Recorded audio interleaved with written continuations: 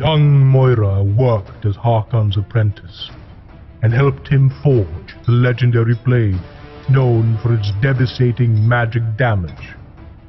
When the Hellborn attacked Harkon's forge and tried to steal the weapon, Moira was caught in a violent explosion that shattered her frail body with shards of iron and reforged it with the same arcane magic that powers Harkon's blade. Now, she struggles to control that powerful magic on the battlefield, rather than let it control her. Hello and welcome to another Heroes and Heroes Hero Spotlight, featuring Moira, a Legion hero who once served as Harkon's apprentice before a catastrophic accident imbued her with unstable arcane magic. Moira is an agility ranged hero who is an active ganker with the ability to initiate while being safe herself. She also has great strength in counter-initiating and crowd control. Moira's first ability is Shards of Harkon. Moira targets an ally or herself and applies a buff which will explode around her after a 1-second duration and after another second around the target that she casted it on, dealing magic damage as well as stunning the two closest enemies.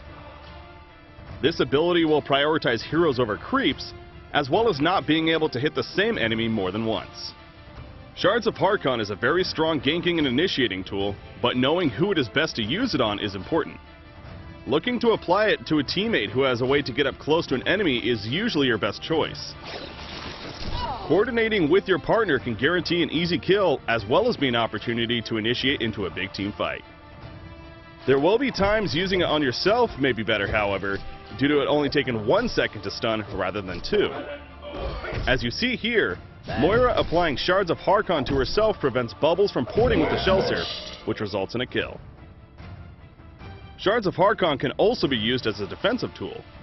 If either yourself or a teammate is being chased down, applying it can either force the enemies to run away or get stunned in the process. Moira's second ability is Mana Sunder. Moira targets an enemy hero and instantly destroys all of their mana, dealing a multiplier of their intelligence and magic damage depending on the level.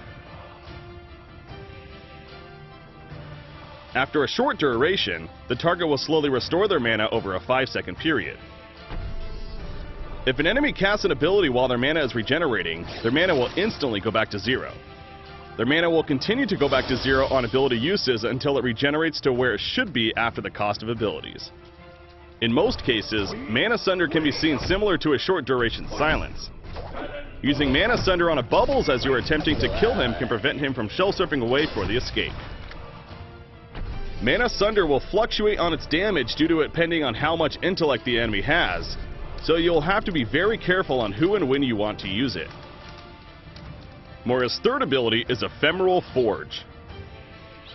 Moira targets a location within a good amount of range and will begin channeling to create a mimic of herself. After a short duration, the image will be created and Moira can cast all abilities and items from the mimic. When casting abilities with the mimic, mana will be used from the real Moira. Ephemeral Forge allows Moira to be very safe while setting up ganks or fights. You should be looking to finish off low-life heroes or set up ganks and team fights with your teammates constantly. You still have to be careful when using Ephemeral Forge, however, as the mimic will be seen created and can be very easily killed. So make sure you use it in areas unlikely to be seen. Moira's ultimate is Arcane Vortex. Moira targets a location to create an energy vortex which will begin to suck in anyone it hits, ally or enemy, and will grow over a 4-second period. You cannot be targeted or interacted with while inside the vortex, as well as all their buffs and debuffs durations are paused. After the Arcane Vortex ends, enemies take non-lethal magic damage as well as being slowed for 2.5 seconds, while allies get a movement speed buff for that duration. Aside from this ability being badass, it can be the difference maker in team fights. You do have to be careful though when and where you choose to place it. It sucks in everyone, including yourself and allies, so coordinating when you are going to use it with your teammates is important. It can also be used as a wall to both block off enemies, as well as force them to run another direction. Using Arcane Vortex as an initiation tool can also, of course, be very strong, as you can see here, especially if your teammates are ready for it.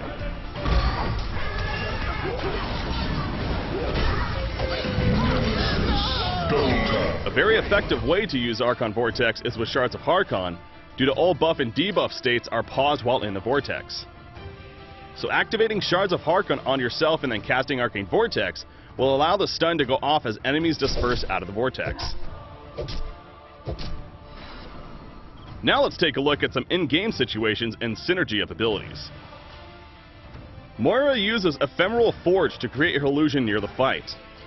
Once there, Moira immediately Mana Sunders Demented Shaman to prevent him from casting any abilities, then proceeds to use Shards of Harkon to assist with stuns and damage. With some help from her teammates, the gank is successful. As the enemy team pushes into the base, Moira uses Ephemeral Forge to create an illusion near Behemoth. After she ports, an immediate auto attack cancels the portal key use, followed by Shards of Harkon to stun him. Then using Mana Sunder to burn all of his mana, essentially taking Behemoth completely out of the fight. Arcane Vortex is then used to keep the remaining nearby and eventually killed. In this play, you will see the importance of on who to use Shards of Harkon as well as communicating when applied. Seeing her teammate Riftwalker being jumped by Behemoth, Moira runs over to assist. Moira, realizing she's not going to be in the range, applies Shards of Harkons to Riftwalker, who then proceeds to tablet to get the stun off and eventually kill Behemoth. This last play shows you how effective Moira can be at taking a player out of a fight. Applying Shards of Harkons to herself, she runs towards Nymphora, getting in range to stun. Moira then Mana Sunders Nymphora, who despite having all her cooldowns ready, is unable to assist nearly at all. Moira then casts Arcane Vortex to keep Drunken Master in place and allow for a fight reset, which is followed by her team winning the fight. Moira is all about being active and being a big presence in team fights. When it comes to initiation, you have your skill set you can rely on, although assisting with the tablet isn't a bad choice. Focusing on your ganking strengths is important, however, so such items as Energizer, Lextialionis, Sheepstick, and even Codex can help guarantee such kills. Thank you for watching this Hero Spotlight featuring Moira. Be sure to check out Moira and her other avatars as well as all her arcane magic next patch.